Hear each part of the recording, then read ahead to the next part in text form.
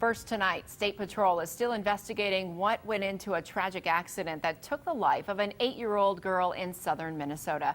That crash happened at the intersection of Highway 14 and 130th Avenue, just northeast of Claremont in Dodge County, early Friday morning. The Minnesota State Patrol says 24-year-old Tanner Krukeberg was driving a Hummer that rear-ended a car. 43-year-old Rachel Harberts was driving that car with 2 passengers, a 12-year-old boy and an 8-year-old girl. The girl was killed in the crash. Harberts and the boy were taken to St. Mary's Hospital with life-threatening injuries and are still there fighting for their lives tonight. Today, KIMT News 3's Kaylin Thompson spoke to one of Harberts' relatives. Rachel Harberts and her 2 kids were on their way to school that Friday morning.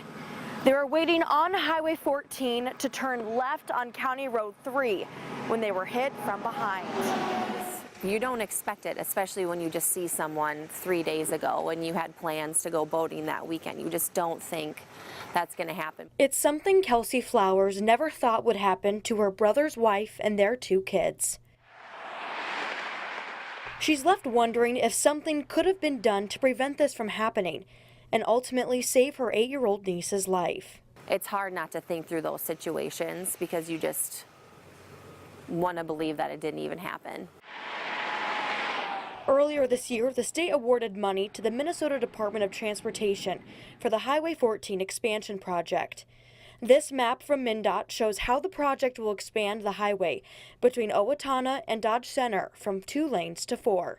A project that looks to improve safety and mobility, but can't ensure it.